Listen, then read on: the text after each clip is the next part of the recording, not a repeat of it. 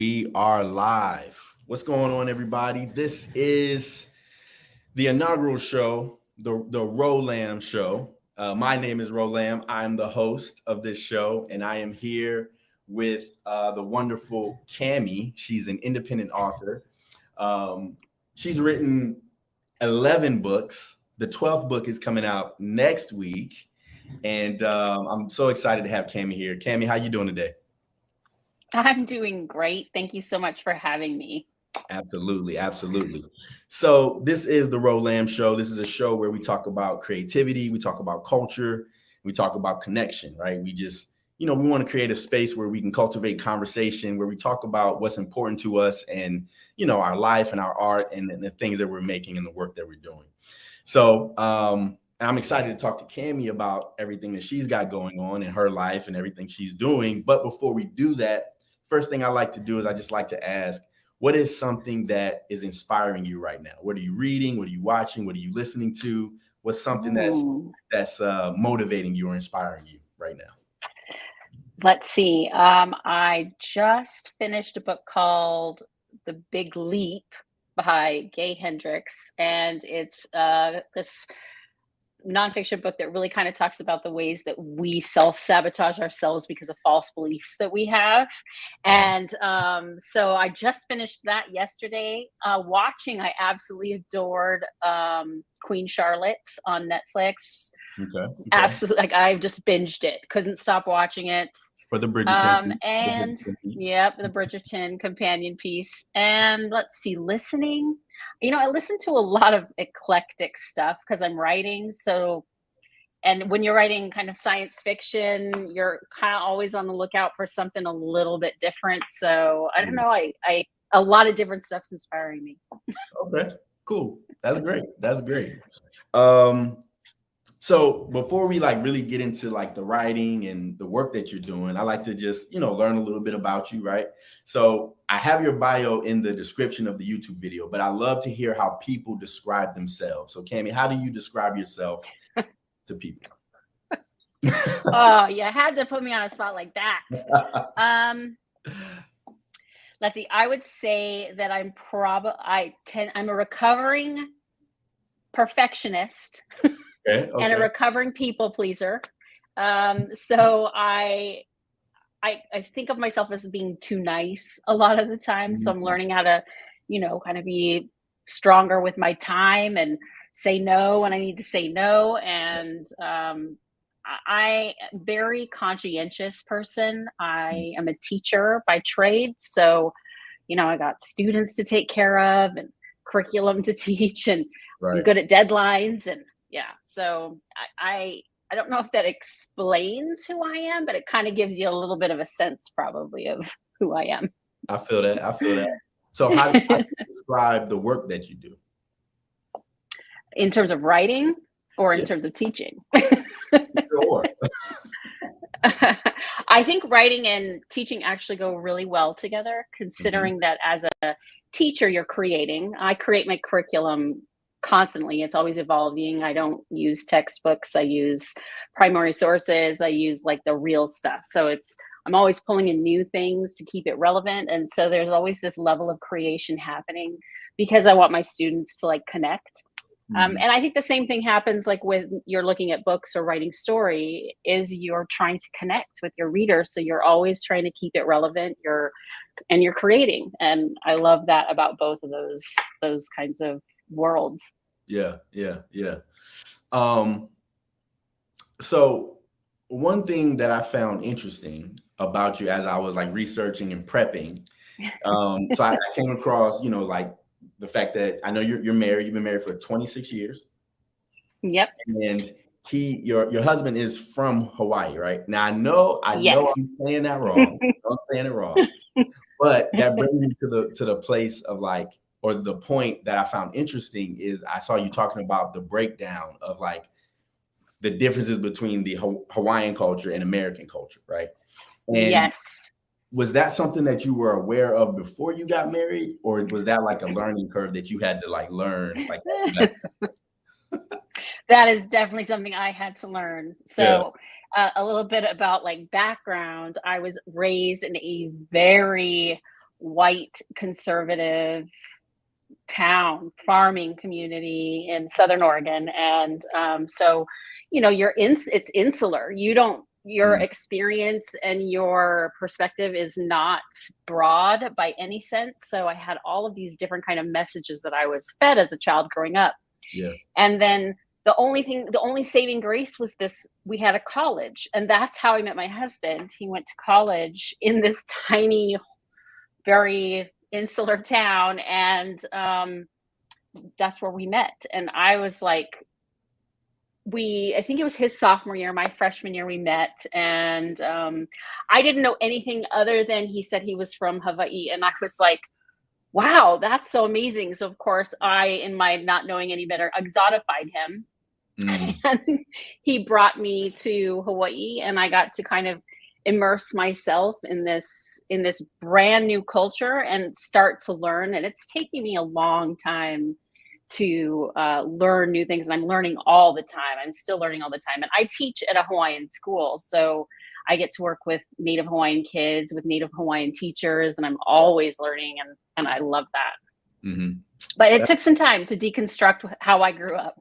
Yeah, yeah, yeah. But I feel like as writers, I feel like we are equipped for that, right? Because a large part of the job is learning new cultures, or you know what I'm saying, discovering new things about, new people, and describing those things and bringing those things to the forefront, right? And so I think that's just it caught my eye when I was reading it. I'm like, this is just a really Such a good interesting, point.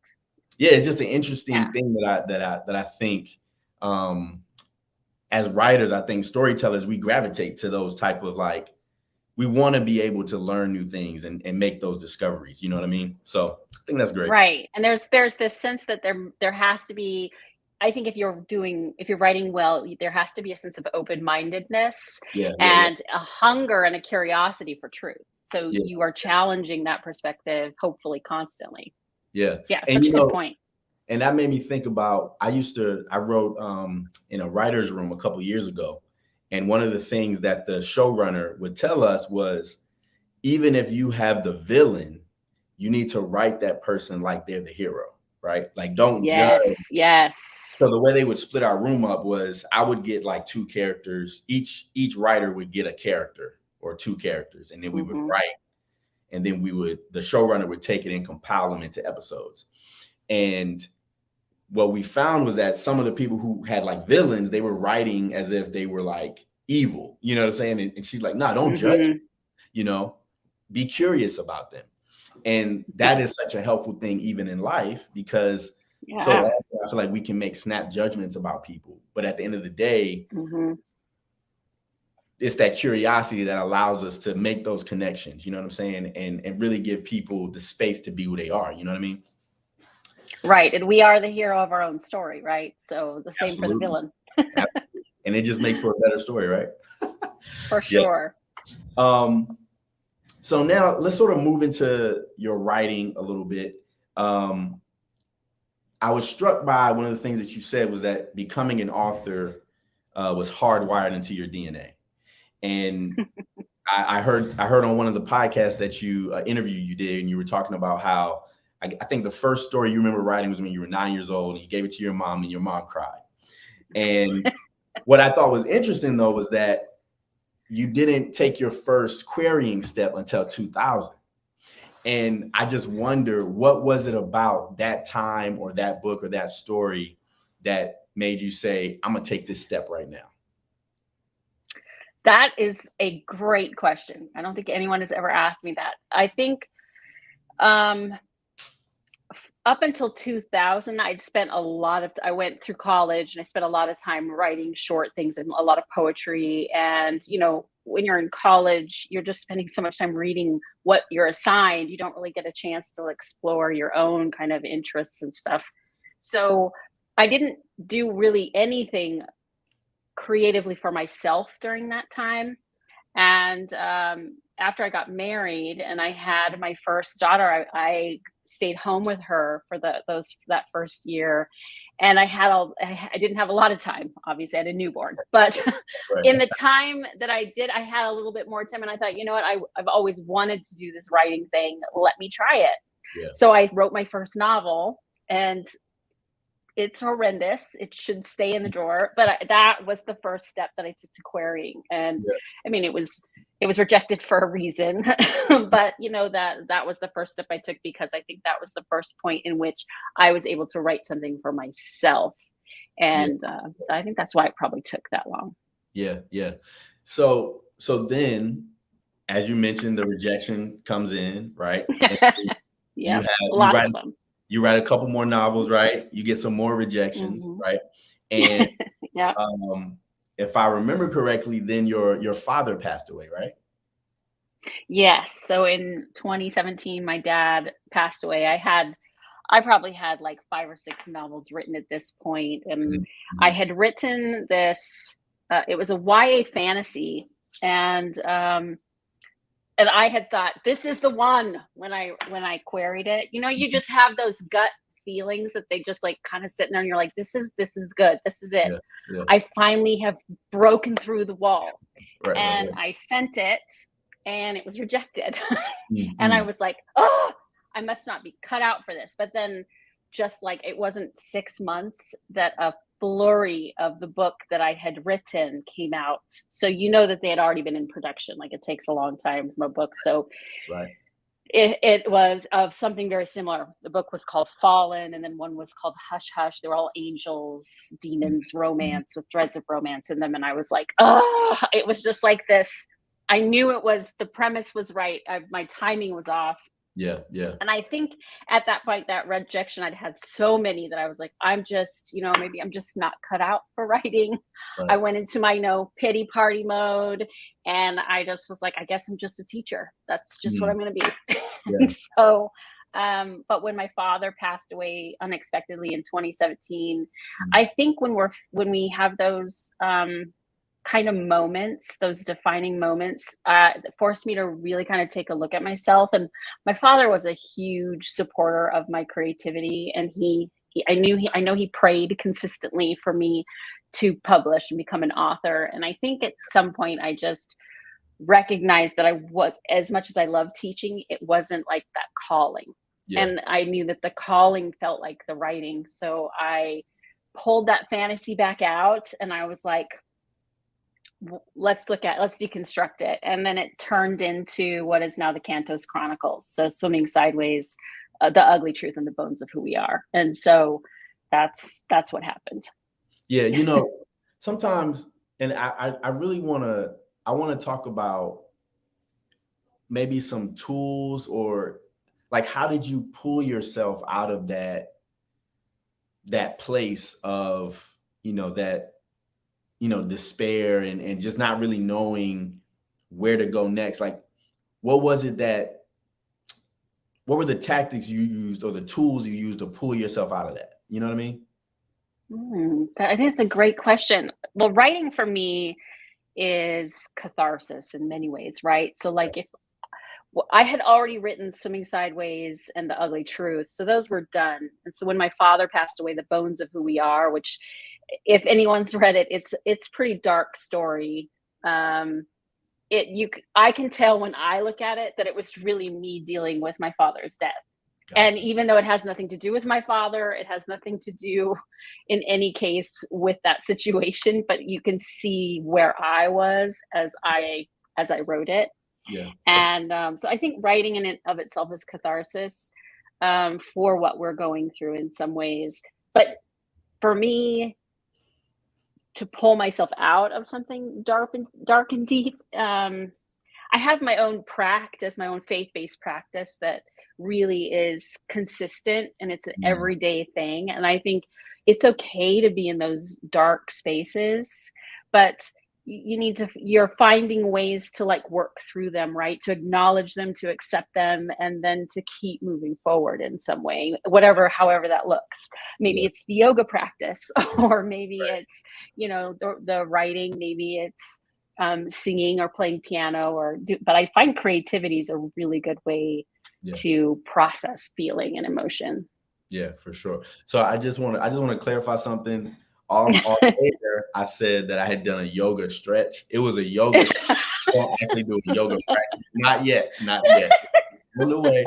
It was one You're on stretch. the way. You're on the And that way. was it. Yes. Yes. But no, I think that's so true. I think that somebody asked me the other day, when did I start writing? And I think what's interesting about that question is I feel like as a writer or a creative, there are always these little starts and these always like little beginnings that you have.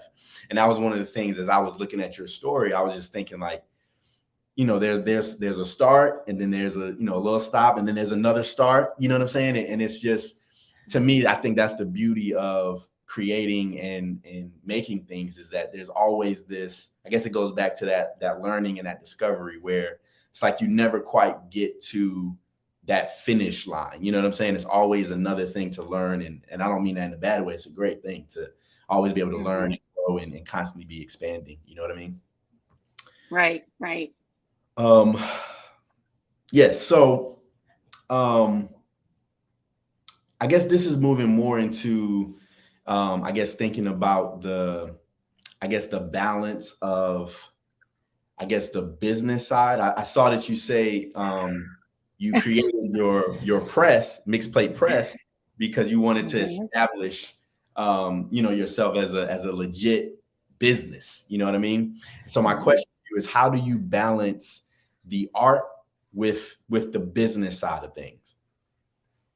That is an excellent question, and I don't know that I have the right answer for it. I'm sure there's probably different approaches, but I think I don't feel like I have to compromise who I am as an artist Mm, with the business side of things because I'm an independent yeah, author.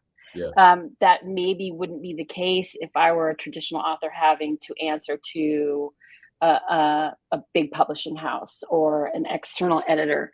So I feel like I can be who I am as an artist, take the risks that I want to take, focus on the niche audience, and those are okay because I'm independent, because I own my own imprint. So I don't feel like I have to compromise on those things.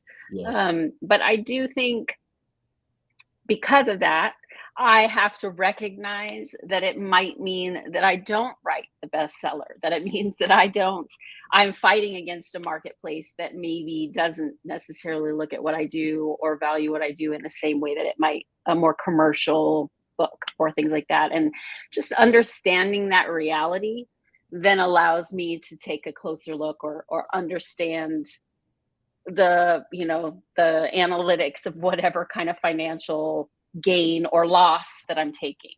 yeah, yeah, I don't know yeah. if that answers the question, but No, I mean, I think it does. I mean, you know, I think the business side and the art side is always, at least for me, at least, it's always combating one another, right? And it's not even necessarily I feel like I have to compromise, but it's just, I can't just write all day anymore. I have to think about the marketing, I have to think about the social media, I have to think about, you know what I'm saying, the money and hmm all those different things. When hmm it comes to getting the covers designed and knowing who, paying people, right. and all those things that good business people do. Is like I have to learn hmm and so much time in my room working on the art hmm that that is a whole nother thing that I need to learn, and that's the business side, right? Managing the money and all those hmm things. Um, right. so yeah, I mean, I think like you said, everybody has their different approaches and their different ways of tackling this thing. And hmm like you said, there's another example. I don't know if you get there, right? There's always a new challenge. There's always a new right. to tackle and figure out. You know what I mean? Right. Right. I think in the day-to-day processing, like I have like come up with like processes that have helped me look at like just like this is the box that's the business and then this is the creative box. So when I look at my calendar, it's like this time is devoted to business, this time is devoted to practice and craft. So it's just finding a way that works for you that is manageable with all the rest of the commitments that you have, right? Family, external job, whatever. Yeah. Yeah. So what does a typical day in the life of C.L. Walters look like? Like a typical, like, yeah, what does it look like? That's a great question. Because I live in Hawaii, Uh-huh. I have to get up really early because all the everything's happening on the U.S. in the U.S.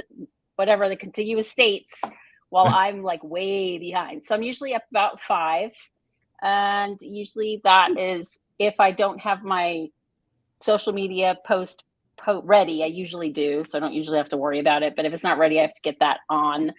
I usually start my day with my faith-based practice, and then my reflection journal, and then I'll do my social media, make sure that everything's ready. Um, excuse me. Then morning is usually devoted to business or work. So I also edit.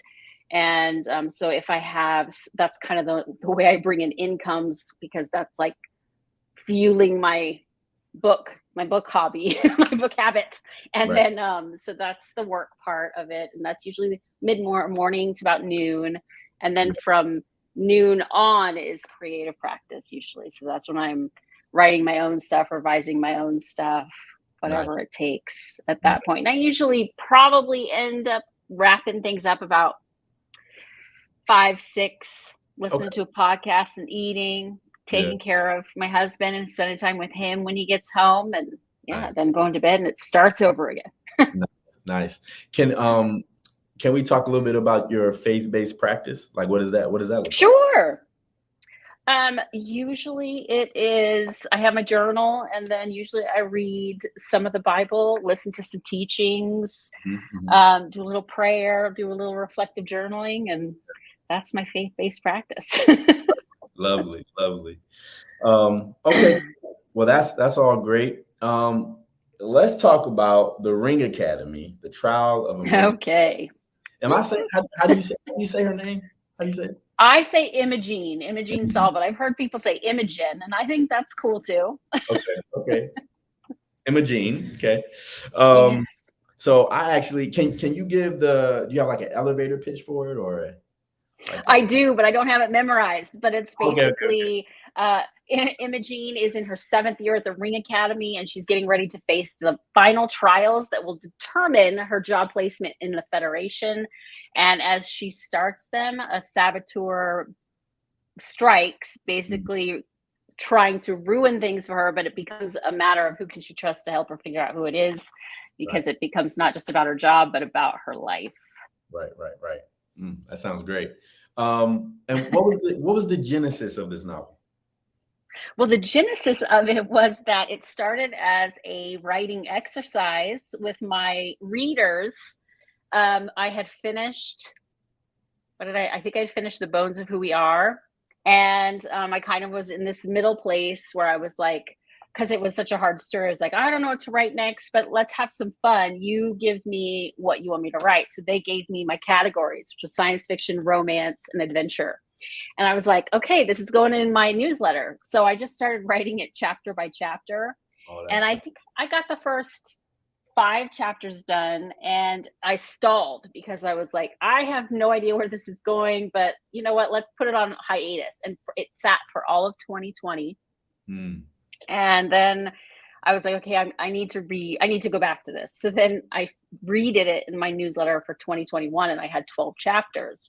And my newsletter subscribers enjoyed it. So I thought, maybe I'll look at this again, and maybe it's worth publishing. Yeah. But then when I went back in to do it, I was like, this needs to be completely revised and added to. So it grew. I thought it was just going to be a novella. It ended up becoming a novel.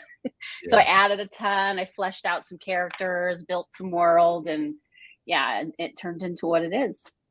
Yeah, so I knew that it started as a writing exercise, but I couldn't find the post where I saw it. So I was like, maybe I made that up. Like, did I? No, you didn't. It was I know where you saw it. I think it was in the acknowledgments in the back, because I thanked the readers for it. Yeah. Yes. Okay. Yes. So I have read the book. I got on I applied to get an advanced reader copy, and I read it. And it was great. Had a great time reading it. Also, while I'm saying this, all of her information All of Cammie's information is sliding across the bottom, so you can see her website, her Instagram handles, her Substack, so you can keep up with everything that she's doing. As I said, this book that's coming out in 6 days, next week, right? Yep. Yep, The first. Yep, the first. It's your 12th book, and right, 12th book. I think it's the 11th. I think it's the 11th. Maybe. I don't know. I've lost count. And your 13th book is coming out in January.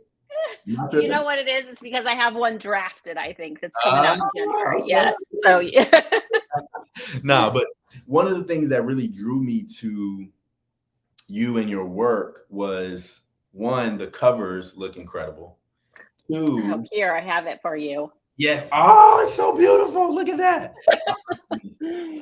I love it. I love it. Yeah, I'm sorry. I wish I had the physical. I could have held it up, but I didn't have it. But I'm glad you had it for us. Sorry. Also, the prolificness of how you create, right? Like when I saw like this whole bibliography, I'm like, man, this is incredible, especially being an independent author. And I think that's a testament to your business acumen as well, because you can't just do this and not have a good business, foundation. So that's super great. But as I was looking at the bibliography, I realized too that you like to dabble, or it seems like you like to dabble in different genres and different, I guess, topics, I don't know. But is that true? Do you like doing that? Is that? Oh, absolutely. I think it comes down to what we were saying about, opening those, being curious and looking for the truth, and, pushing ourselves to learn new things and explore new things, and pushing myself creatively. I think the one common thread that you would probably find in my work is that they would mostly deal with healthy relationships. Doesn't matter what kind of genre or category you're looking at. Most of the C.L. Walter stuff, because I do have 2 pen names, the C.L. Walter stuff is all kind of upper YA to new adult. So you'll find more of those kinds of themes and that kind of writing. Whereas the other pen name, Macy Aurora, is all 18 plus romantic fantasy. Yeah. So yeah. But all of them deal with healthy relationships. Yeah, for sure. And I saw too, and I guess you touched on this a little bit as you were talking about, your dad, and when you read it, you can see that you were working through your own stuff, right? How often would you say you're pulling from your real life when you're writing your books? And part of the reason why I'm asking this is because I thought it was really cool on Instagram how you did a tour of the college, and you were like, this is where this scene was inspired from, and this is where this, I think what it was like, they went to a football game, but it was really like you went to a basketball game, or it was like vice versa. It was switched. Yeah, it was switched. Yeah. Yes. That was from The Messy Truth About Love. Okay, yeah.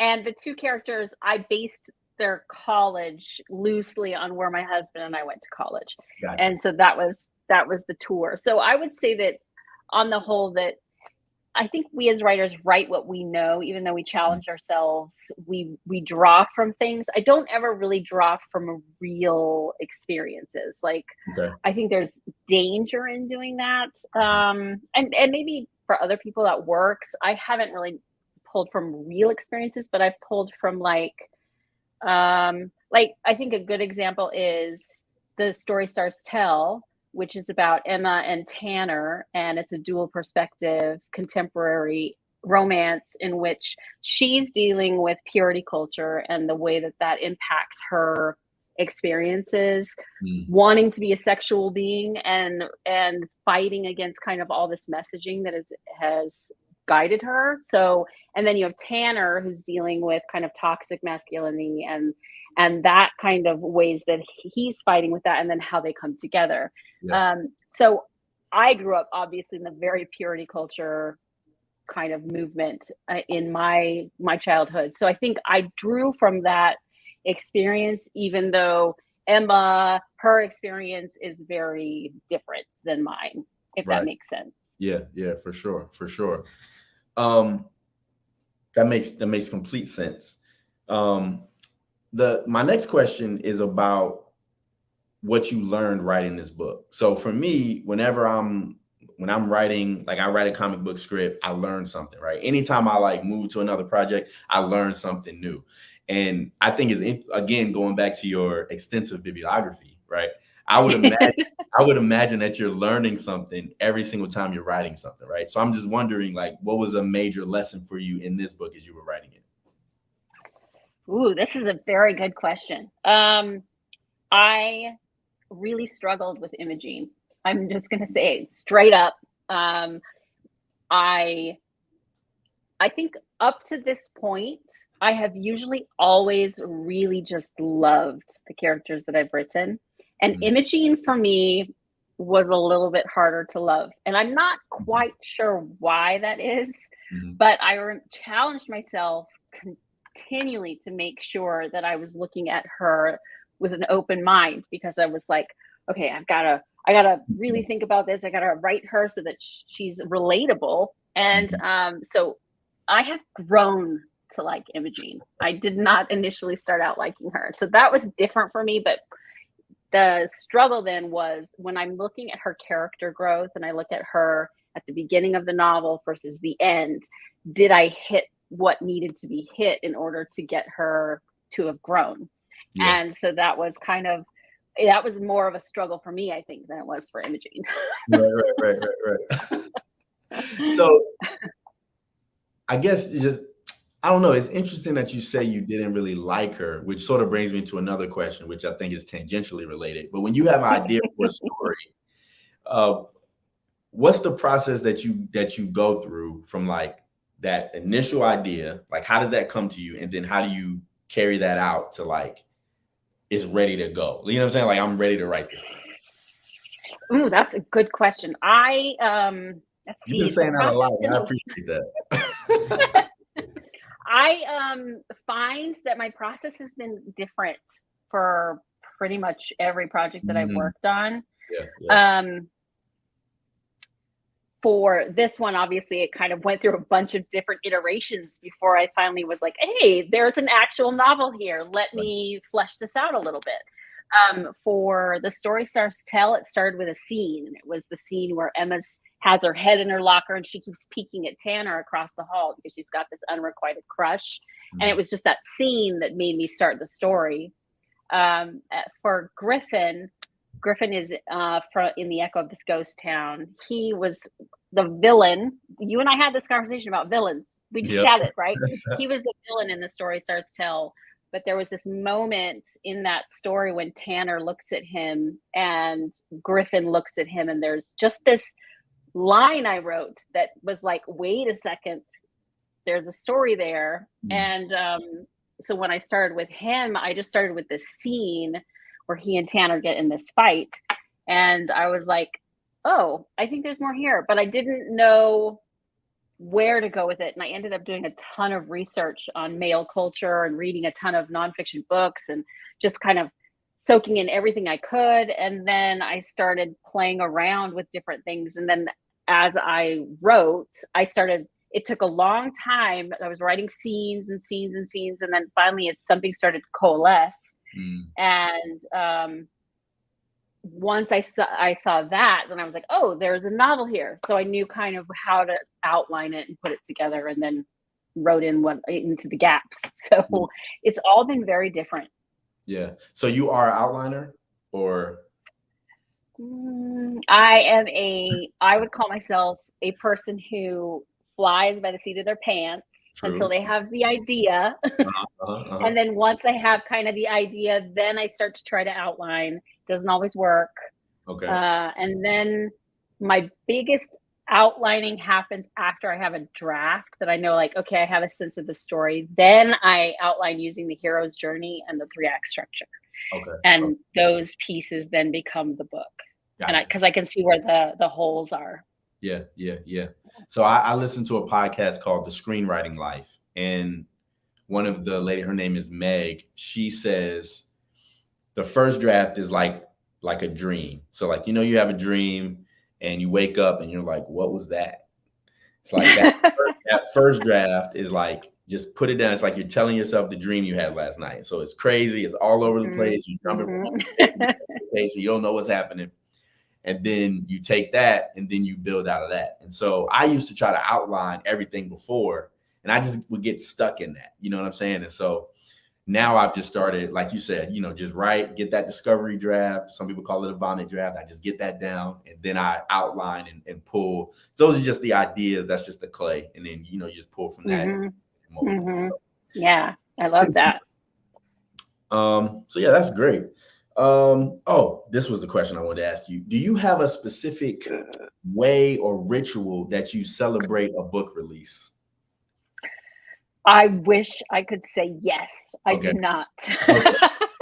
Cool. So on the day that the book comes out, it's usually kind of like I tell my family and they're like, yay, high five. Right. So it's just me all by myself. Yeah. My husband will usually take me to dinner, but that's lovely. It's just normal now. Like, it's what we do. We just publish books. Is what we do. Yeah. Yay, high five. Good job, Mom. Right. So that's the Ring Academy, The Trial of Imaging Soul. It's coming out August 1st. Y'all got to check it out. It's a great novel. I had a great time reading it, and I'm really hoping that there's going to be more of it. But before we get out of here, I just want to do one last, basically just like rapid fire questions. These might not be rapid fire. These might be a little bit more like, you might have to think about some of these. I don't know. We'll see. So the first one is, what's one book that you feel that everyone should read? Not one of your own, besides one of your own books. Oh, yeah, that's fine. I wouldn't have said my own anyway. I'm just a book that everyone should read. Oh, goodness gracious. That's, how about, why you gotta do this to me? Take your time. I have so many favorites. One of my favorite books that I've recently read that I was like, oh my gosh, eye-opening, was Ta-Nehisi Coates' Between the World and Me. Loved it. I think that should be required reading. So I would say that one is, we should all read that. Yeah, that was a great one. That's in the same vein as like the fire next time. Have you read that by James Baldwin? I have not, but I'm writing it down right now. So I would say, I don't know this to be true, but I'm pretty sure that book is heavily inspired by The Fire Next Time, because The Fire Next Time is also written in like a letter form. Nice. But yes, it's a classic. James Baldwin. Cool. The next question is, what's one word that you would want your legacy to be described as?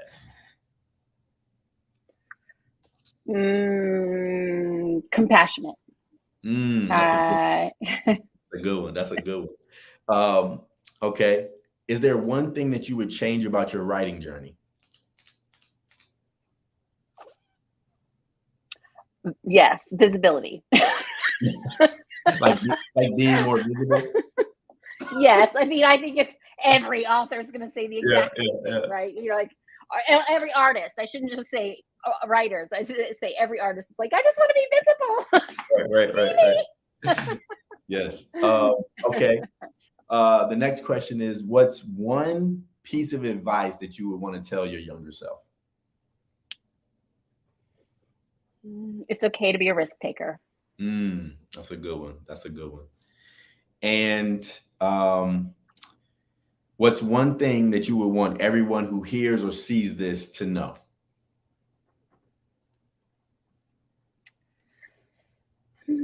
That the facade is not necessarily what's happening behind the scenes. I'm a mess. I'm sitting in front of my bookshelf, but my house is a mess. There's laundry everywhere. I mean, so like what you just see isn't like necessarily like the accuracy. So like to get this done, it's like it's an iceberg, right? You have this, but everything that goes on underneath is, some of it's not pretty, but Yeah. I think that's what I would want people to know, is that there's lots of layers to reality, right? And what we see just on this surface isn't necessarily the whole honest truth. Yeah. Hopefully I'm being truthful though.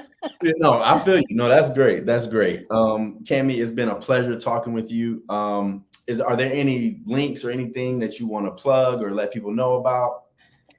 I think I have the book link on my Instagram and on my books on my website, so they're available. And I Mhm. thank you so much for having me. I'm so honored that I got to be part of this inaugural Let's go. Let's go. YouTube. Yes, thank you. Well, thank you so much, Cammie. Like I said before, as somebody who is aspiring to be an independent author and do things, like, you really inspire me. The things I see you do on social media and just watching, you be successful and put books out and publish, and the things that you do on social media. I really look up to you, and I appreciate you taking the time to hang out with me and kick it with me on my show on Ro Yes. Lamb Live. And this was great. This was great talking with you. Everybody, make sure you check out her website, her Instagram, her Substack, and her book that comes out August 1st. It's a good one.